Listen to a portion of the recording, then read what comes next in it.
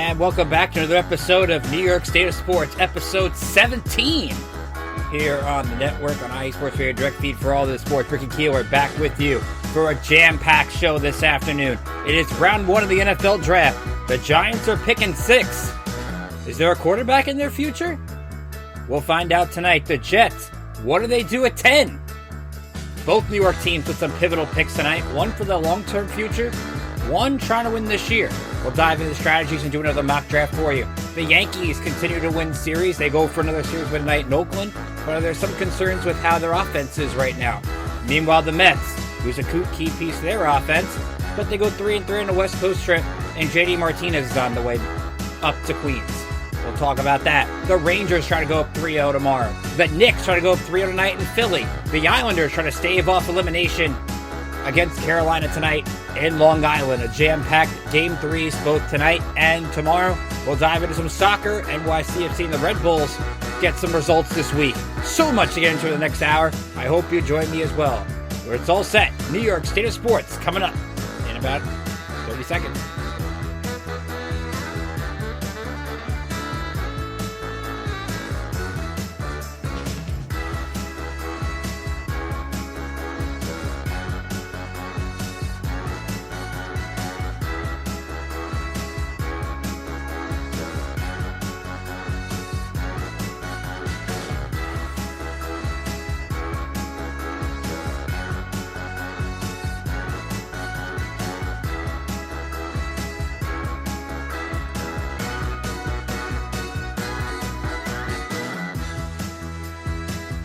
Be sure to follow me on X at Rickinator555 or on Twitter.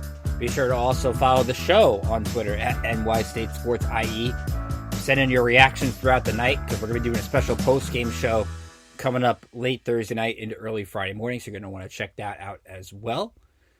You can also email me, rickjkeeler@gmail.com. I'm happy to hear from you. Thoughts on the post-game shows we've been doing. Thank you to all who have tuned in and listened to them. I really do appreciate it. I've enjoyed doing them for you. We got a lot more hopefully coming up over the next few weeks as these playoff teams make some deep runs, and we'll talk some draft as well. Be sure to chime in the chat on Spreaker. Ralph is here, the Yinzer Report. Happy draft day. Happy draft day to you, Mr. Ralph. Have a great show. Thank you. And it is a fantastic night in New York sports. Not only do you have 2 playoff games, but you have both New York teams in football picking in the top 10. So right around that 8, 9 o'clock hour, you might have the Knicks in a big moment in the second half. The Islanders maybe are fighting a lead, trying to hold off this fast-paced Carolina Hurricanes offense. And then you're waiting for the cards to come in from both these football teams. It's just a fantastic night of sports. And that's why we're going to bring you hopefully an extra show late Thursday night, early Friday morning. You will find wherever you get your podcasts. So happy to hear from you. So let's get started. I will start with the Giants. I think they're the team more under the microscope tonight, picking 6 out in Detroit, and a lot of chatter over the last 2 days about Drake May. Now, you know the Giants, it sounds like they want to get a quarterback in this draft. Whoever it is, or maybe Joe Shane, Brian Dable, and that front office have found that Drake May's the guy and he's the only guy they want. Remains to be seen. J.J. McCarthy, of course, the Michigan quarterback, national champion, was on the Rich Eisen show on Wednesday, and he said that the team that he spent the most time with over the course of his visits was the Giants. That does not mean the Giants are going to go out and draft J.J. McCarthy tonight, but you know the work they put in McCarthy. You know the work they put in with Drake May. Art Stapleton said that in an interview Drake May gave to his mentors, one of them, Eli Manning. So there's a lot of connections here. And the problem for the Giants, if they want to get Drake May, I think they've got to get to 3. And unless they're willing to put out a massive offer to the New England Patriots, they're not getting Drake May. The Patriots and Robert Kraft, I think, realize they need a franchise quarterback, or at least the owner thinks they need a franchise quarterback in the worst way. And you've heard all the pundits say, well, the Patriots aren't ready to get a quarterback. They don't have a good infrastructure. which I think is the lamest argument out there, because how can you have a good infrastructure when you don't have a quarterback? You can build up all this offensive line, defensive line, all this stuff, and it's good to build your team from the inside out. But if you don't have a quarterback, what is it worth? It's the biggest game-changing position in the sport. So don't tell me if the Patriots, even if they don't have to love Drake May, but if they really like him, they're going to take him. And the problem the Giants have in terms of draft capital, they do have a second-round pick. They had two of them, gave one of them up to get Brian Burns in the trade with Carolina. Where's the draft capital coming from? You would probably have to give up 647, maybe their fourth rounder 107, or you give up, and definitely a first next year. So you're looking at either 3 picks in this draft or 2 picks and then a first and second next year. Or the Giants willing to mortgage their future to have Drake May sit behind Daniel Jones for a year? Because with all the talk with the mechanics, and I don't think any team that drafts Drake May, the Patriots included, are going to be the ones that play him week 1. The Patriots have Jacoby Brissett. They don't have to play Drake May immediately. Does a team like Minnesota leapfrog the Giants and trade up with New England with 2 first-round picks, maybe even Justin Jefferson? So that's up to Joe Schoen, whether he wants to mortgage the future for that pick.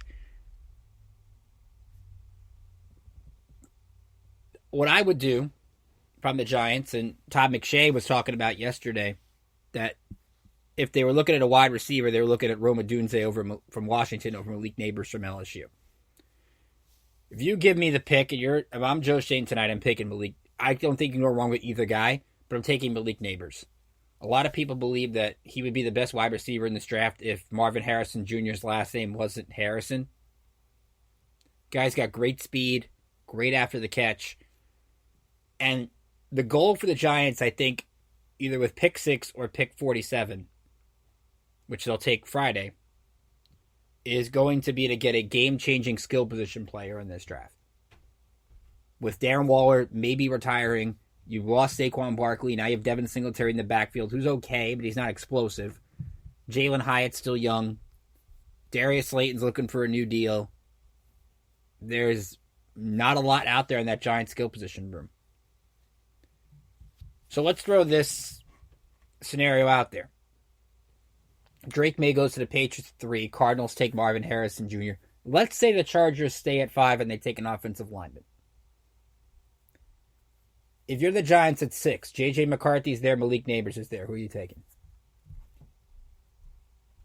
If you're worried about the long-term future of the franchise, and you love J.J. McCarthy that much, then you have to take him. But to me, it's Neighbors, because I think the only reason you're taking a quarterback here, if you're Shane and you're Dable, is to buy more time. They have not had a chance to get their guy at quarterback. And throughout this process, who was the one quarterback Drake May's been compared to? Josh Allen.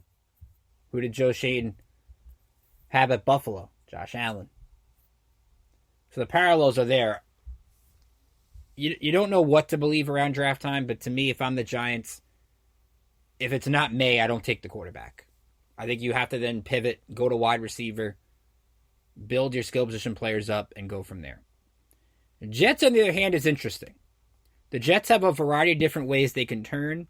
The problem for them in terms of draft capital, because a lot of people have talked about maybe them trading up to get a wide receiver. If Odunze's available, maybe Neighbors sneaks past and they get a chance at him. After the 10th pick, their next pick doesn't come until the 3rd round at pick 72. They do have 2 4s. One they got from Morgan Moses, 2 6s. One they got in that Zach Wilson trade, which we'll get into in a minute. And the 7th round pick at pick 257, Mr. Irrelevant. Jets don't have a lot of long-term needs. You could argue tackle could be a long-term need, but it's also a short-term need, even though they have addressed that position in free agency. And it seems to me, when you look at the Jets, I was reading what Rich Cimini from ESPN was tweeting earlier. I think it goes skill position. For Cimini, he said it was skill position player and wide receiver, Bowers, and a tackle. I think they would. I think if the Jets are wanting a tackle, they're going to trade down. because there's so much depth at tackle. When you look at Talise Fuagua from Oregon State, who Samini has said that Joe Douglas is a huge fan of, Olu Fashanu from Penn State, Troy Fatanu from Washington. There's enough depth where the Jets could trade down a couple of picks, maybe pick up a second rounder or pick up another third rounder, and still get the position they want. I'm a fan of Brock Bowers at tight end. I know he's not your prototypical tight end, but to me, he's a game-changing player. I mean, you watch college football and you watch Georgia, when Bowers is out of that lineup, that was a different team and a different offense. Or when he was limited in games. Bowers could be a game changer. Now, it'd be kind of fun to see a guy like Rome Odunze with Aaron Rodgers, but it's clear the Jets, I think, could see two clashing philosophies here. I think you have one where Joe Douglas, who is a big believer in building up your offensive line, wanting to get that offensive lineman, but I also think was the owner, Woody Johnson, is going to say, hey, let's get Aaron Rodgers a fun piece to throw the ball to and put with Garrett Wilson and Mike Williams. Not that either philosophy is wrong,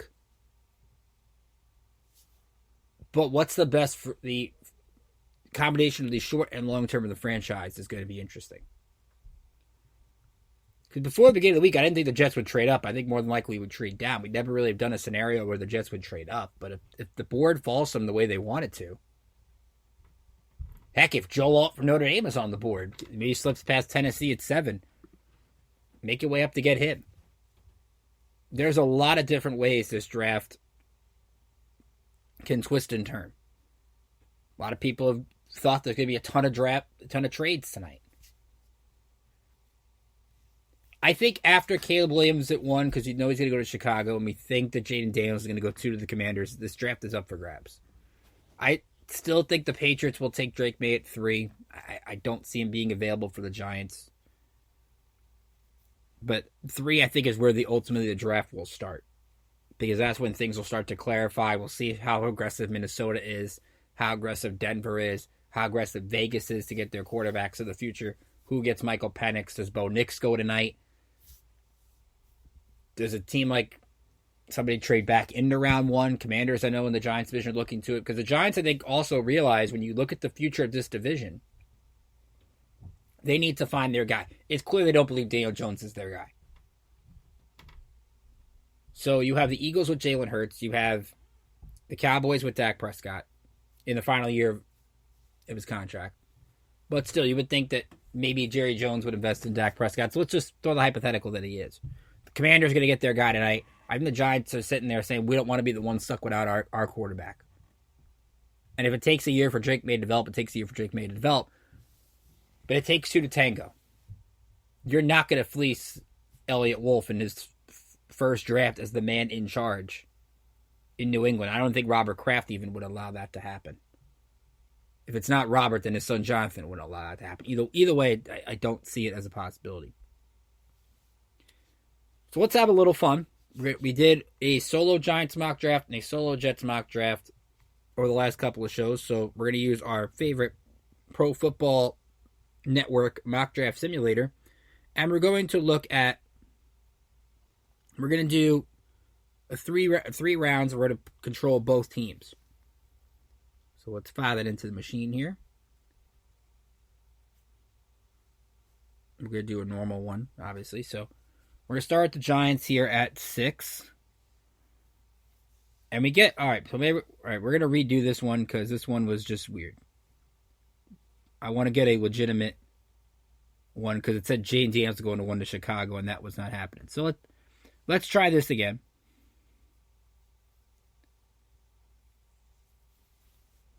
So this one, Drake May goes 2, Jane Daniels goes 3. But still, Chargers get Malik Neighbors at 5. So here's your trade offers for the Giants. There's an offer from New Orleans, pick 14 and pick 45. Miami gives 21, 55, their second and third next year. Pittsburgh, 20, 51, 84 in their second rounder. We're going to reject all those because we want to just see what's on the board here.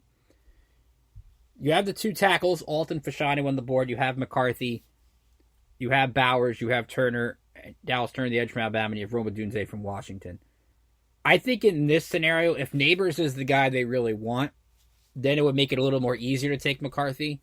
But we're still going to take Rome Odunze from Washington. I think he makes too much sense at 6. So that's going to be the pick here for the Giants. And then at 10, See, now this is interesting for the Jets. Now, the Commanders are offering 36, 40, and 67. It would give the Jets 3 more picks before their next one at 72. But I think it's too far to drop down. Saints 14 and 45. Steelers 20, 51, and the second round pick. And when I look at the board, there's still so many tackles on the board. Joe Alt is still on the board too. That I think we're gonna trade down. And the reason we're gonna trade down here in this scenario is you've got Minnesota, who's probably going to take a quarterback. Denver could take quarterback. Vegas could take a quarterback. So there's 3 teams behind us looking for quarterbacks. The Saints aren't really looking for one, I would think. So we're going to take the Saints offer here. They do take Joel. Vikings take McCarthy. Steelers trade up to get a tackle. Raiders trade up to get a tackle. So now this is what we're left at with 14. We have Fashanu still on the board. We have Brock Bowers still on the board. We have Amarius Mims still on the board. Quinion Mitchell from Toledo, or Brian Thomas from LSU. Now, the trade offers we got, Dallas is offering 24, 56, and 87. Chiefs offered a few picks. Tampa offered a few picks. We're not taking those. So we're going to make a pick. I'm going to take Bowers at 4. I'm going to take either Fashanu or Bowers here at 14. I'm going to take Fashanu. I think this is where they trade down. They get the tackle. So, and Bowers ends up going 15 to the Colts anyway. So you see where we're getting at here. I think if the Jets were to move down 4 picks, it would make sense. But at the same time, if they decided at that scenario to take Alt at 10, I think every Jet fan in Detroit should be cheering their brains out. But with that much tackle depth on the board, and with McCarthy still there, I think also McCarthy was still at 10, and you could get somebody to trade up and get even more. That would be a great deal. So you have the Jets here at 45. Bengals want to get our pick, but we're not going to trade anymore. We're going to make some picks. This is where we can get our wide receiver. Keon Coleman from Florida State's available. Ladd McConkey from Georgia. Michael Penix is still on the board as well. So we're going to make the pick here at Keon Coleman because the Jets could use a wide receiver. Colts take Max Melton. And now, Giants are on the clock. We didn't take our quarterback. And look who's on the board. Roma Dunze's college teammate, Michael Penix. So that's the pick. That's not going to happen. I think Penix is getting taken in round 1 tonight. But the fact that he would still be on the board in this scenario, I think you have to really take that. Now you would pair Dunze with his college quarterback. That only sets you up for success going forward. So that's that scenario. We have one more round to go. So we got the 3rd round coming up. Giants on the clock. We could use some help on the offensive line. There's not really an offensive lineman here that I would think is worth picking. So that's really the danger there. We could use some help at safety, so we're going to take Cole Bishop out of Utah. Jets here at 72. One of those picks that we got. We've taken an offensive tackle and a wide receiver. We could go I'm going to go the defensive route here. Go edge, Marshawn Nealon from Western Michigan. And that's our draft. I believe that's our draft. Yep. That would be the draft because the next one would be the Jets. I think we have the 100th pick after that. It would be 107. Giants would be 107. Jets would be 111. So, all in all, I think a good scenarios. I think a lot on the... And you let me know, too, in the chat or on Twitter what you would do. Because I think it's a fun night overall. And I think the draft is fun because a lot of these players get their futures decided. These teams are going to seal the deal hopefully seal the deal on some pros with some of these picks, and you could seal the deal with Seal the Deal Wax Seals by Cecilia B. You just finished your very own wedding or baby shower invitations. You're looking for that extra special touch. Maybe you just wrote a letter to a relative or friend and you want to add to their smile when they receive it. Then seal the deal with Cecilia's handmade sealing wax stamps for your invitations, letters, and gifts. You bring the deal, we'll bring the seal. Follow on Instagram at SealTheDeal_wax stamps or on Facebook. Just search Seal the Deal Wax Seals. We're going to take our first break, and we're going to dive into baseball when we come back. We've done a lot of the playoff stuff, and we're going to dive into that toward the end. But the Yankees and Mets haven't got a lot of love on the show because of all the playoffs that have been going on. So we're going to dive into that. Yankees have taken 2 out of 3 from Oakland. They play the final game of the series tonight. Mets, decent West Coast trip. We'll dive into some of those results coming up next on New York State of Sports and IE Sports Radio, direct feed for all that is sports.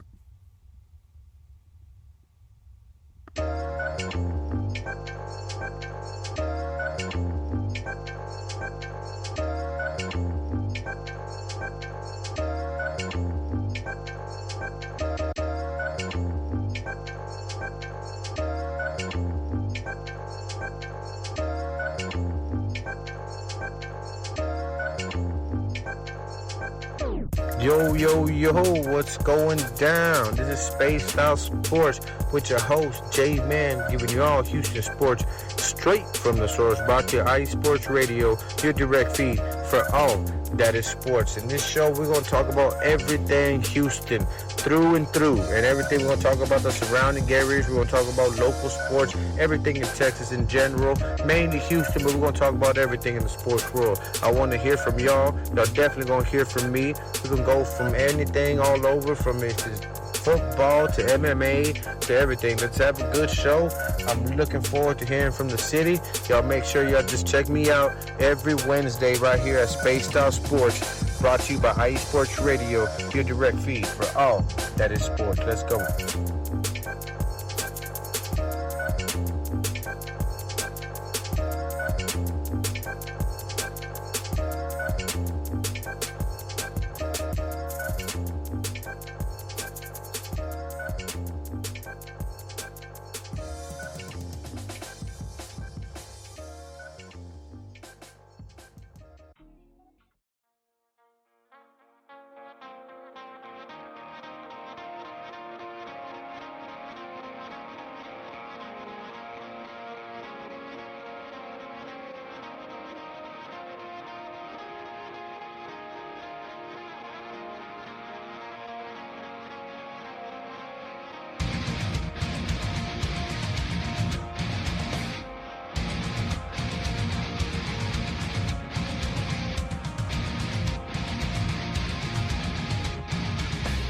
Hey sports fans, do you like wine? Well, we've got the show for you. This is Let's Wine About Sports, a show where we talk about wine and sports simultaneously. From the classic Cabernet Sauvignon all the way down to the grapes that you've never even heard of before. Oh yeah, we cover it all. And we'll talk about a little bit of sports as well. Football, hockey, collegiate, women's sports, it doesn't matter. We're going to talk about it all, and we're going to whine about it all. So join me Monday at 8 p.m. on IU Sports Radio, your direct feed for all that is sports.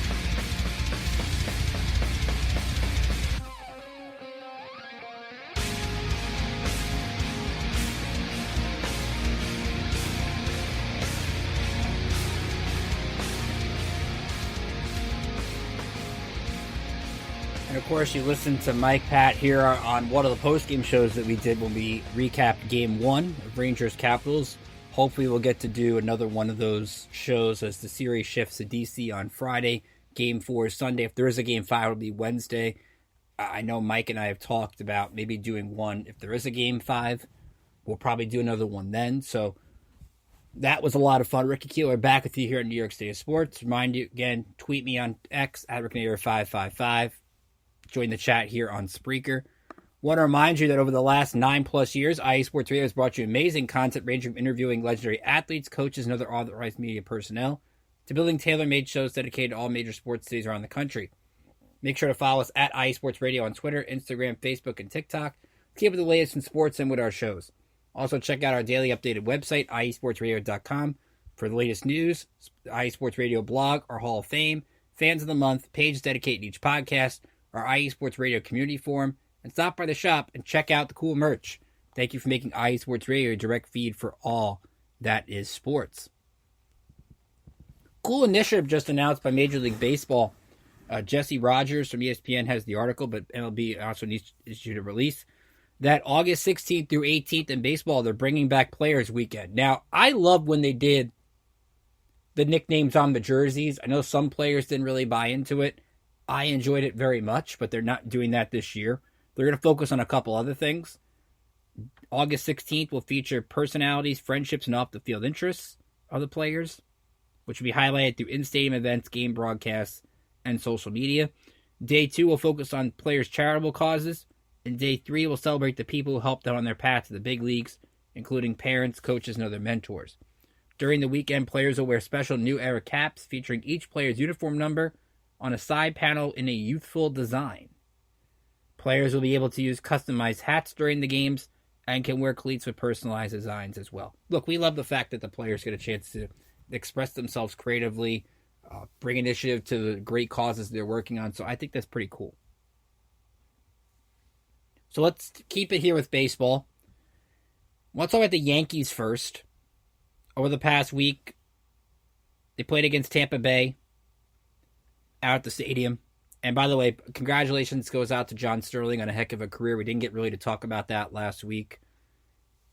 Probably if you're my age, and I'm in my early 30s, there's two voices of the Yankees that you really know. Michael Kay, who of course started on radio, now does a great job on Yes on TV, even though he's still on radio, just not calling games on the radio. And John Sterling.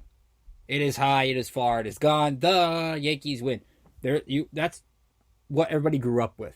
So to lose John Sterling, who has decided to retire, it's an interesting day. It's going to ultimately free up some new voices for the Yankees. Susan Waldman, of course, is still there, but you've seen guys like Justin Shackle, Emmanuel Barberry take over, do some good things.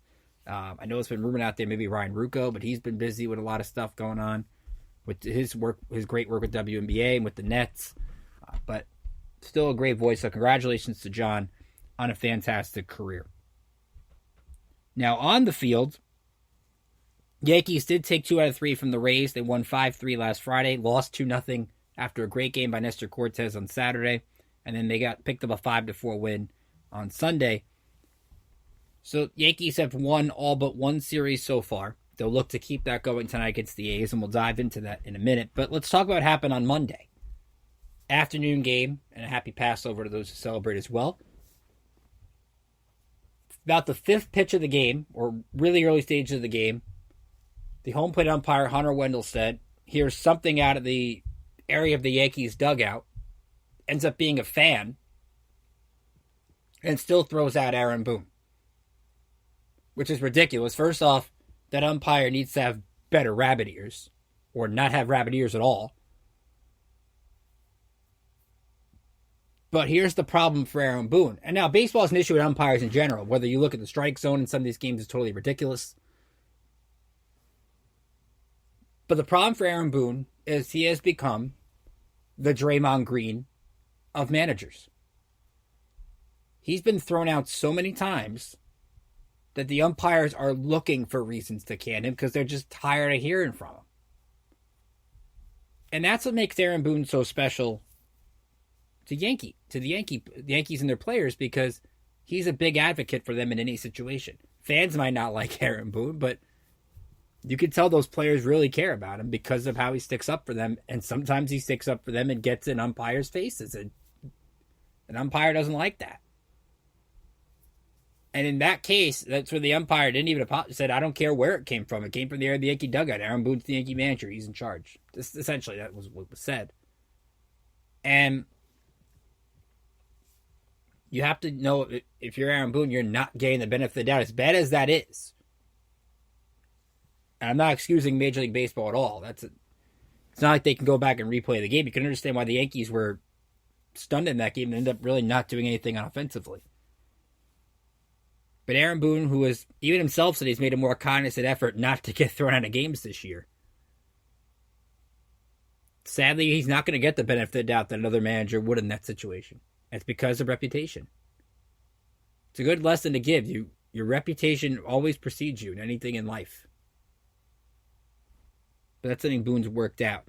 This week, the Yankees on Tuesday scored 4 in the first inning. Did not score any runs after that, but they hung on to win 4-3. Marcus Stroman struck out 9, but with only 5 1/3 innings. 3 runs, 7 hits. Bullpen of Ron Marinaccio, Caleb Ferguson, who I think struggled so far with the Yankees. Dennis Santana. And then Clay Holmes, 2 strikeouts and a 1-2-3 ninth. And then last night, weird scenario in that one. Boyle, the pitcher for the A's, gets called for a balk after he thinks he struck out Aaron Judge. Leads the Judge hitting a home run, his 4th of the year. Also passed Derek Jeter on the all-time Yankee home run list. You also get an RBI triple from Anthony Volpe. Anthony Rizzo hit a home run. Juan Soto hits one to dead center. He's got 6 on the year. Soto, to me, is my favorite fit for AL MVP right now, although you can make the case for Gunnar Henderson in Baltimore. But Soto's been impacting his team. Clark Schmidt, through 5 scoreless innings, ran to trouble in the 6th. That seems to be the bugaboo for most pitchers nowadays. Luke Weaver, 2 2/3 perfect things out of the bullpen. He's not been what Reed Garrett has been for the Mets, but Luke Weaver's done a good job as that multiple inning reliever that every team seems to need. But despite the Yankees being 17-8, they still have some issues with their lineup. Gleyber Torres hitting 189 at an OPS under 500. He can't find it right now. And the problem, even though he had an infield single in Wednesday's game, DJ LeMahieu was on a rehab assignment in Somerset, left the game after an inning, and now who knows when he's coming back with that foot issue. So it buys Torres some time to figure it out, because if Oswaldo Cabrera is going to keep hitting and these other guys are going to hit, then what's the situation with Gleyber Torres, who's in a contract year and is not off to a great start? Anthony Rizzo's getting better. You've seen Volpe, who got 2 hits out of the leadoff spot last night. His offense hasn't been the same since they moved him up there, but maybe that's a good sign. Or maybe it's just the A's. We're going to find out, because the Yankees schedule gets a lot tougher after tonight. Tonight, it is Alex Wood for Oakland against Nestor Cortez. So we'll see if the Yankees can steal 3 out of 4, get 3 out of 4 from the A's, win 3 in a row, and keep their streak of every series but one being a victory so far. They will end the month of April with a 3-game series in Milwaukee. Brewers offense been struggling out in Pittsburgh, as Ralph can attest to. Colin Ray is going to start for the Brewers tomorrow. That's an 8:10 first pitch. Joe Ross is going to go Saturday. And Myers is going to go for Milwaukee on Sunday. So no Freddie Peralta. That's a big bullet the Yankees dodge there. And then they head to Baltimore for a big 4-game set. Right now the Yankees are a half game ahead of the Orioles for the AL East lead. Baltimore is playing the A's this weekend at home. They have the day off today. And that's going to be a fun rivalry, because you look at what Baltimore's doing with Colton Cowser looking like the Rookie of the Year candidate early. They called up Heston Kierstad. They've got Grayson Rodriguez. They've got Jackson Holliday. That's the future of this division, is in Baltimore. So to get those 4 games in Oriole Park right out of the gate, you're going to get that first litmus test. And then the Yankees host Detroit at the end of the week, end of that next weekend. 3 teams over 500 coming up. So we'll see what the Yankees can keep doing. But we talked about April being a big month for them, and the fact that with a few games left this month, they're 17-8. I know you could argue that's different because the Astros were struggling, or are struggling right now. But that's still a heck of a gauntlet to go through. Mets, got to hand it to them. 3-3 on a West Coast trip. They did lose 2 out of 3 to the Giants, but they're 13-11 right now. So after an 0-5 start, to go 13-6 in your last 19, it's a solid effort. Francisco Lindor, 4 hits yesterday, including a pair of home runs. Mets did kind of get lucky that Blake Snell went on the IL before the game in a adductor strain, and the Giants had to throw a bullpen game. But gotta love what the Mets are doing right now. Starling Marte is looking like the player he was 2 years ago. But the big issue is in that lineup. Francisco Alvarez having the torn ligament in his thumb. He's going to be out 6 to 8 weeks. Now, the Mets do have some depth at catcher. They have Omar Narvaez. They have Tomas Nido, who's been in the organization for years. So it's not as if the Mets are... You're not going to get the same offensive catcher, but they are going to get some offensive reinforcements with J.D. Martinez expected to make his Mets debut on Friday. I'm not going to sit here and tell you J.D. Martinez is going to be the savior of the Mets offense, who did struggle in that San Francisco series, but even during the 3-game losing streak, they lost 2 games to Tyler, 1 to Tyler Glasnow, and 1 to Logan Webb. 2 really good pitchers. So I'm not going to rip the Mets for a brief skid when that's the quality of talent that they went up against. But if Martinez can help lengthen that lineup, it's only going to do them wonders. The issue for the Mets right now is the length they're getting from their starting rotation. The fact that Sean Manaea couldn't finish 5 innings yesterday with a 6-0 lead, that can't happen. Especially when this bullpen is depleted. Brooks Raley's on the IL right now. The only one giving them consistent length and consistency in general is Luis Severino, who threw 4 perfect innings on Monday, Tuesday, ran into a little trouble in the 5th. Giants didn't have an extra base hit in that game and still won. But you're seeing Severino be getting more swings and misses with his fastball. I did an article over at Metsmerized on Wednesday morning that went up. Severino had his second most swings and misses of the season on Tuesday. His first was 16 against the Reds in his second start of the year. So you're seeing the fastball look more lively. It builds off his off-speed pitches. This is a guy right now that looks confident. That maybe not the guy he once was, but if he could give the Mets 6 innings a night, it's hard not to sign up for that right now because Quintana hasn't been great. Hauser's had a rough one in LA, hit a bad inning Sunday. Jose Butzo's been good with a strong low ERA, but he's walked a lot of guys. And if the Mets keep walking guys, it's going to lead to bigger pitch counts and getting in a game. So they're going to have to work on that if they want to stay in contention in this division and stay in contention for a playoff spot. So they will host the Cardinals this weekend. Friday on Apple TV, it's Miles Mikolas against Jose Butzo. Saturday, it is going to be Sonny Gray against Adrian Hauser. And Sunday, Lance Lynn against Jose Quintana. So that's your matchup there. That'll end April for the Mets, and they will host the Cubs for 3. Well, continuation into the end of the month. Cubs have been pretty good, but Cody Bellinger just went on the IL for that team. And the Mets will then head to Tampa and St. Louis over the next couple of series. So we'll see if the Mets can hang around. They don't really get into the teeth of their division schedule until mid-May when they get the Braves, Phillies, and Marlins over the stretch of 10 games. So that should be fun. But gotta love that both New York teams are over 500 right now in baseball. I think you would sign up for that. Very quickly, we're looking at some other things. Red Bulls coming off a 2-2 tie against LAFC. They did give up the tying goal late on the road, so you want them to get that win. But they're right now just 2 points behind Miami for the Eastern Conference lead. They will host Vancouver Saturday at 7:30. And then NYCFC has crept its way back into the picture. Back-to-back wins. They got a win over DC United at Citi Field. They are tied for 7th in the East with Atlanta, and they will host Charlotte Saturday night at Yankee Stadium. Charlotte won the season opener earlier this year. So there's your update on the locals with soccer. We'll take another break. We'll come back, and it's looking at some playoff Game 3s. Knicks, Rangers, Islanders. The Sixers are upset because something's in the Knicks media notes. And apparently, Villanova can't tweet about their alums. Something's in Philadelphia said. We're going to find out more about that situation after the break. You're listening to New York State of Sports on IE Sports Radio, direct feed for all that is sports. We'll be back after this.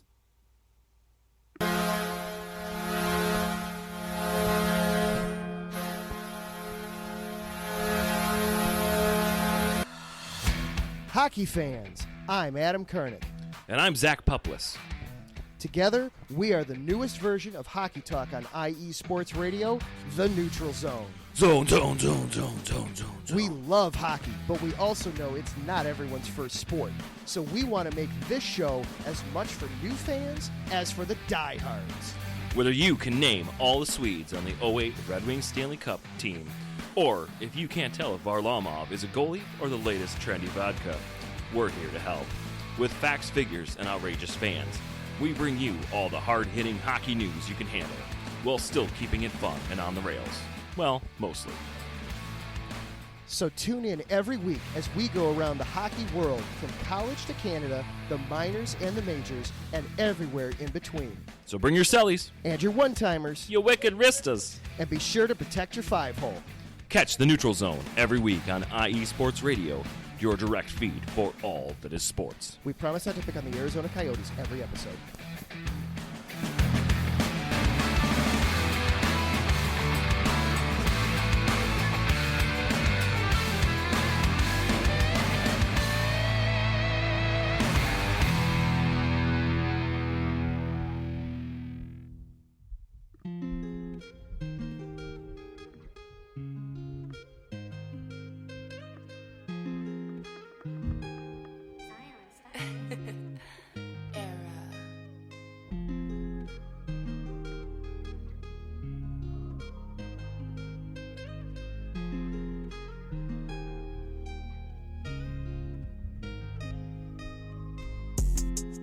What's good, everyone? It's Drewski, the host of Heart of Texas Sports on IE Sports Radio, your direct feed for all that is sports. On this station, we cover everything in the Dallas-Fort Worth, Texas area. From where we cover the Dallas Cowboys, the Dallas Stars, Dallas Mavericks, Dallas Wings, Texas Rangers, TCU, SMU, we cover it all right here every Wednesdays from 9 to 10 p.m. Central Time. Make sure you stay live with me on the Heart of Texas Sports on IE Sports Radio, your direct feed for all that is sports.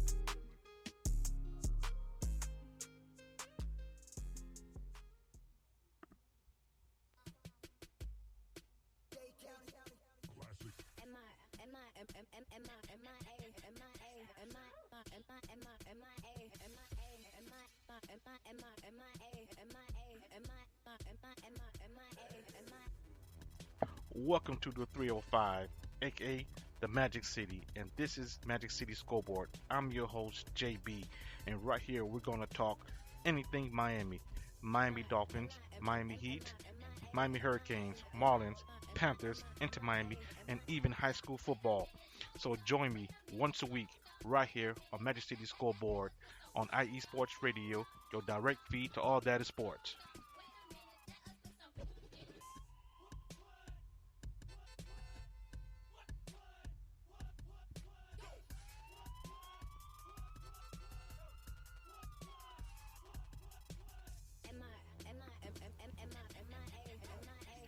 And that show, I know, will be spilling some hot takes tonight, 7 Eastern here on the network, just like the Heat were hitting threes against the Celtics.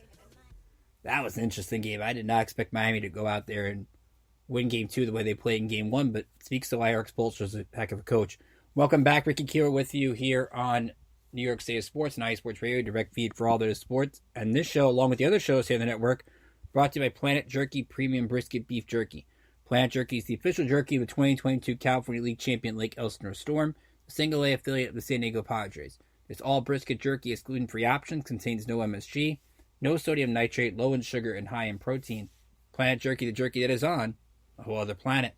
You can follow them on Instagram at Planet Jerky.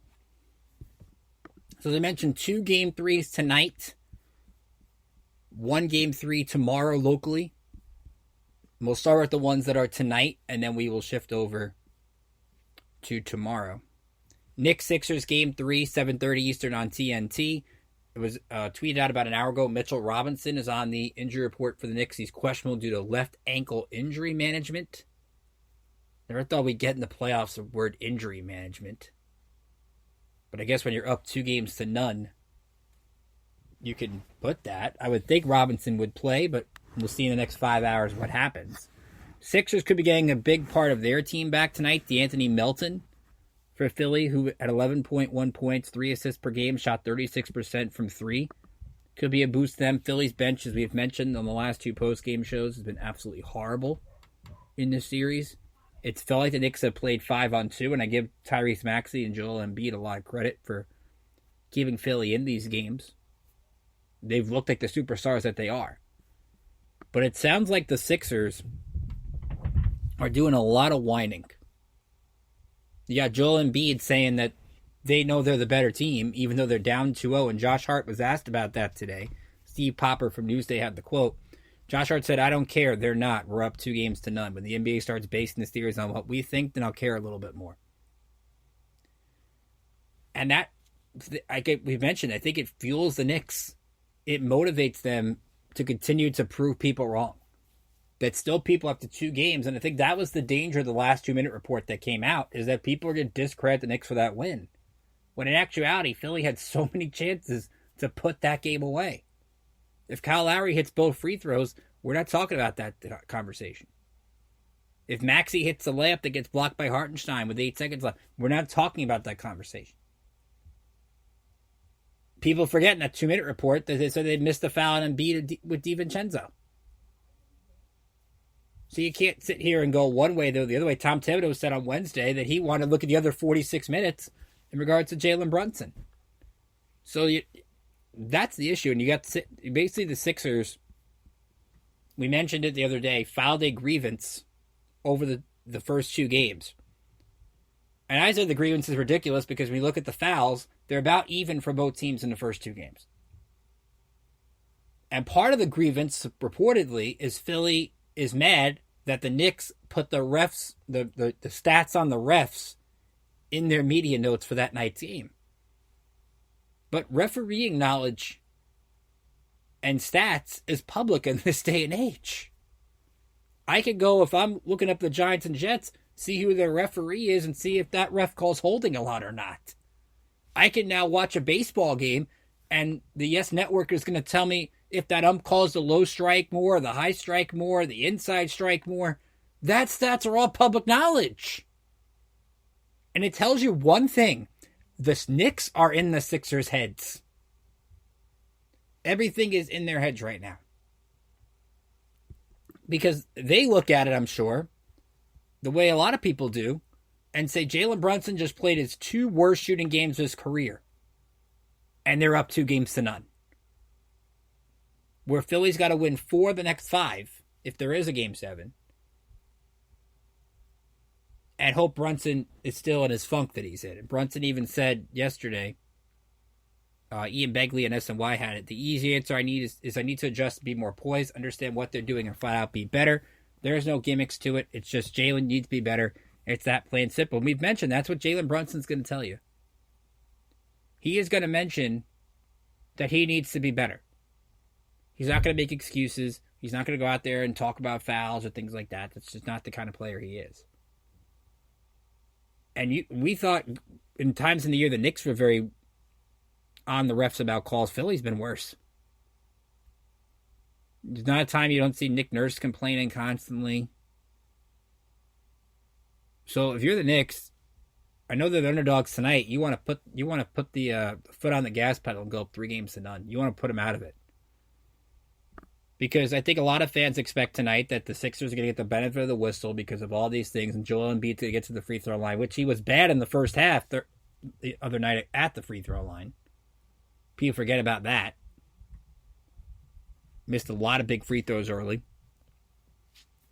And the question is going to be, can this Knick bench, which has stepped up at times in Philadelphia this year, go back to the second meeting between these two teams and the games that Bojan Bogdanovic had. Can he do that again? Can Deuce McBride put a good game up on the road with some defense, some steals, and hit some timely shots? Do we see Precious Achiuwa a little bit more tonight with Robinson dealing with the ankle? And can Achiuwa provide that same tough defense that Robinson has done? Does Hartenstein stay out of foul trouble? First 2 games, he's had a tough time staying on the court in the first half. The supporting cast for the Knicks usually finds a way to get involved in these types of games. And if the Knicks supporting cast continues to outplay the Philly supporting cast, it's going to be a long series. It's going to be a short series. I still think it'll be Knicks in 6. I think Philly's going to respond. But there was another thing that Sixers fans were upset about. Of course, this is a homecoming for Jalen Brunson, Josh Hart, and Dante DiVincenzo, with the Knicks playing in Philadelphia at Wells Fargo, where Villanova plays home games, where those guys played home games during their collegiate careers. And for some reason, the Sixers fans got upset because Villanova is a local school in Philly, that the Nova account was talking about the Knicks players. And that leads to the question, is this going to be that much of a hostile environment for the Knicks? Keep in mind, any Knicks fan can easily take the hour plus 2-hour drive to Philadelphia to go to these games. And we know the Knicks road fan base travels well. Especially over the last few years it has. I don't think this environment is going to be that hostile, because if the Knicks can go out there and get an early lead, this Philly fan base is going to be on this team. Because yes, you can say the Sixers are the 7. They're playing better than a 7. At least their stars are right now. Between Embiid and Maxey, and I wondered this. People say Brunson can't play this bad for the rest of the series. But can Embiid and Maxey continue to play this good? I mean, I guess Embiid could, but if he gets that leg continues to bother him, his play might drop a little. And Maxey's averaging 30? Is that over 30 points each of the first 2 games? Is the Knicks' strategy solely to just let Maxey and Embiid get theirs and hold the bench quiet, or hold the supporting cast quiet? If it is, it's a dangerous one, because, and if that is the strategy, then whenever Embiid's off the floor, the Knicks have to go on one of those mini scoring runs. That's what they have to do. I'm going to take Philly tonight to win Game 3. I think it'll be close, but I just think they're going to Maxey and Embiid find a way to get one in this series, because if the Knicks win Game 3 after all the emotional loss in Game 1, blowing the lead in Game 2, and then if the Knicks were to go into Philly and win tonight, this is going to end in a sweep. Which can only benefit the Knicks if this series ends in a sweep. And the way Indiana and Milwaukee are right now, if that series tied at 1 and Giannis still hurt, that could be a long series, and the Knicks would get a lot of rest. And rest can only benefit at this time of year, as we'll talk about that with the Rangers in a little bit, is they need to make sure if they get a shot to get the extra rest, go for it. The other basketball news this week, the Nets introducing Jordi Fernandez as their head coach. Get you some quotes. Of course, Fernandez is going to get to coach the Olympics this year, which is great for him. He said this week we're going to have a team that's extremely competitive. We will see results right away because this industry is about getting results. He's spoken to almost all the Nets players so far. And he talked about trying to get Nick Claxton to stay in Brooklyn, saying Claxton fits perfectly what we want to do going forward. So it sounds like this Nets team is looking for that long-term vision and not trying to make that quick fix that they've tried to do over the past few years and failed to really capitalize on. Ralph said, I see Philly winning tonight. Like you said, the refs will be on the Sixers side, but the Knicks are in control. Yeah, I think even if Philadelphia wins tonight, I don't think Knicks fans should panic. They would still lead 2-1. I think they're still the better team in this series. Nothing's going to really change that off tonight, so this is a game Philly's got to get. A couple quick news on St. John's. They're going to play Kansas State this next season in the Big East Big 12 Challenge, December 7th at Madison Square Garden. Well, actually, it's not right now. It's not out announced in Madison Square Garden yet, but so it'll be a kind of a fun matchup there. They've also added a couple key transfers. They added the big man from USC, 7'1" player who's going to help their team in a big way. That's Vincent Iwu-Chukwu. Probably got that wrong, but we gave it a shot. And they added Aaron Scott, the guard from North Texas, who is a very good point guard. St. John saw him this year in Charleston, 13 points. You're going to add him as another guard with Simeon Wilcher. So Rick Pitino, while they've been a little bit slow with their portal action compared to last year, they have added a couple of good pieces to the puzzle that are going to help them out as they still wait for eligibility for Chris Ledlam and Jordan Dingle if they do get that extra year. Moving quickly to the NHL. Islanders making a couple changes tonight. That gave 7:30 Eastern on ESPN2. So you have the Knicks on TNT, the Islanders on ESPN2, and the draft on ESPN or ABC. So you could flip around, and NFL Network. But you could flip around with all three channels. Islanders making the choice to put Ilya Sorokin in net tonight over Semyon Varlamov. I mentioned it the other night. I think it's the right move. I know Varlamov hasn't been the reason they've lost these games, but they need a change of pace, something different, something to kind of refresh it up. The problem is Sorokin's 0-2 against Carolina this year. And the 4-1 loss they had on March 19th, with the only one that Patrick Waugh coached, Sorokin was in net. So the Islanders, to me, they got to get scoring from the top line. They got to get shots on goal. Now, they are looking to make a couple other changes. It sounds like rookie Ruslan Ishkakov is going to play. Patrick Waugh talked about it earlier today. He's a rookie, has a lot of speed, a player that probably doesn't know he's small if he plays. We're curious to see how he does like everyone else. Ishkakov's only played in one game, and that was against Pittsburgh when the Islanders had everything locked up. But getting some inexperience onto the ice, maybe he gets a jolt. Sounds like Matt Martin could be the one that's the odd man out as the Islanders try to get more offensive push. Carolina is out shooting them like crazy right now. Like it sounds like the Islanders are just defending everything off. They've got to be the aggressors tonight. They've got to go out there, shake that. I think got to get the first goal. You get the first goal, everything starts to feel a little bit better. Everything calms down. You're feeling pretty good. But they've got to go out there and put pucks to the net against Frederick Anderson. If they don't and Carolina gets out to the lead, then this series is over quick. And the problem for the Islanders right now, reason why they can't seem to get past Carolina's quicker than them. You watch the Hurricanes play, it's like speed upon speed upon speed. And the problem for the Islanders is it's not like any other sport where you can build your team to beat Carolina because you're not going to always play Carolina every year. Last year, losing that series in 6 games, the power play has been a little bit better than the last year, obviously. But losing then a couple years ago as well,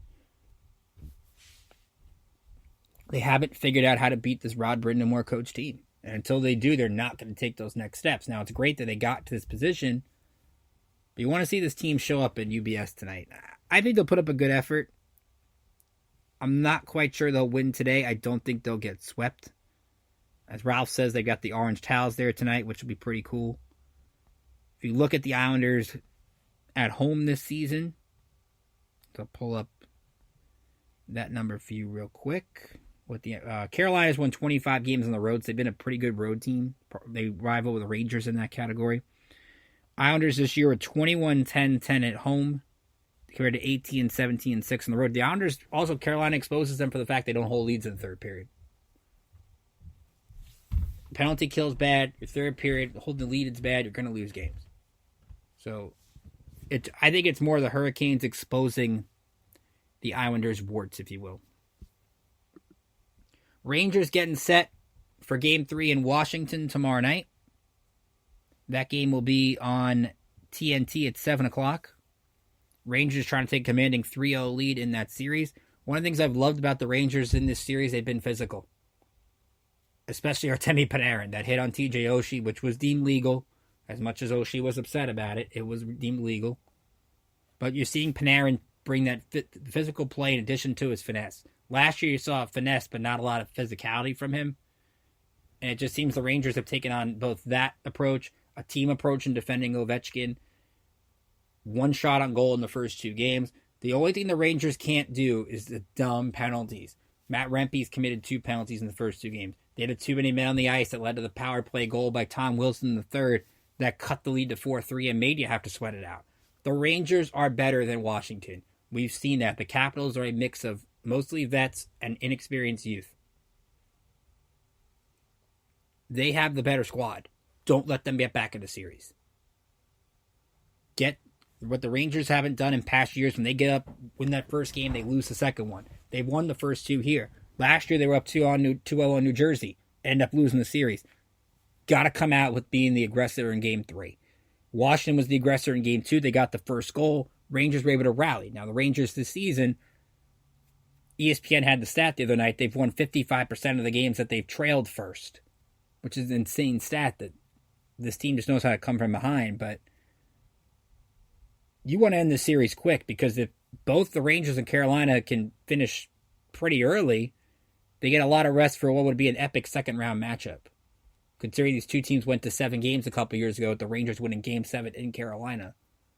It's kind of a little rivalry brewing, and those are, when you look at the standings, the Rangers and the Hurricanes were the 2 best teams in the Eastern Conference.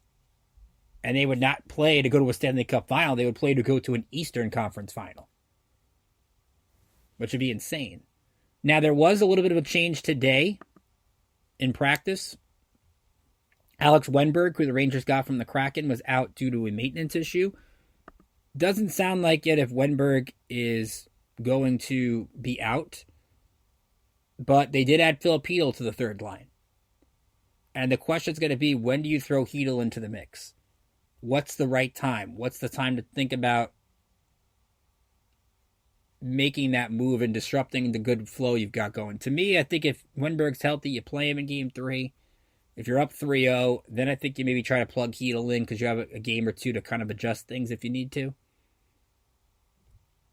So I would take that approach. But if Phil Hedl is back at any capacity, that adds another scoring threat to the Rangers, and their depth has been big in this series. Their depth was strong in Game 1, and their top 2 lines were good in Game 2. So the whole team putting together good contributions to the first 2 games. So as we wrap up here, we are going to record a special New York State of Sports Thursday night. It'll be up Friday morning. We'll talk about the Giants and Jets' first 2 picks. We're going to talk about Knicks Sixers Game 3 and Hurricanes Islanders Game 3. After that, I haven't decided yet when the next shows will be. You might get a Rangers Game 3 show, but I haven't decided that yet. So, very least, we're going to do one tonight, and then maybe one Sunday, because Sunday's Knicks Game 4 and Rangers Game 4, so maybe we'll do something with those. We'll just do a combination show then, and then talk about the Islanders, who will play Game 4 Saturday at 2 p.m. Eastern on TBS. So as we get set for tonight, again, this is going to be a fun atmosphere. I hope the Giants get the wide receiver, but all eyes will be for the Giants on that war room in Foxborough. Do they have enough draft capital, and will they make that offer that people can't refuse to go up and get Drake May? If that's the guy they want, and you have the capital, go get it. I don't think they will. I think the Giants end up with a wide receiver I made my pick with the guys over on IE Sports Radio earlier today. I think they'll take Malik Neighbors out of LSU. I think the Jets will take Brock Bowers out of Georgia. But a lot to be decided tonight, and that's going to make it a lot of fun. I want to remind you, you can follow me on Twitter at Rickinator555. You can follow the show on Twitter at NYStateSportsIE. You can email me, rickjkeeler@gmail.com. Let me know your reactions to tonight's first round picks. Knicks Game 3, Islanders Game 3. Maybe I'll read your reaction on the show. There's so much we have to get into. It's been a great time here in New York. We got a late news item. The Yankees claim Michael Tonkin off waivers from the Mets. So Yankees adding a four-event reliever who has bounced around a bunch of teams earlier in the year. But Yankees are playing well. Mets coming back home after a good 500 road trip against LA and the Giants. Hockey teams in playoff form. Knicks in playoff form. The soccer teams are playing well. Maybe that's why it's so warm in New York City. The warmer it gets, the warmer the teams seem to do. But it's nice to talk about some positivity in New York instead of talk about so much head coach firings down the stretch. So from all of us here at IE Sports Radio and for all of us here on New York State of Sports, I'm Ricky Keeler saying have a great rest of your day. Enjoy the action tonight. And we'll see you if you listen either late Thursday night or Friday morning for the latest edition of New York State of Sports. Until then, enjoy the night, everybody.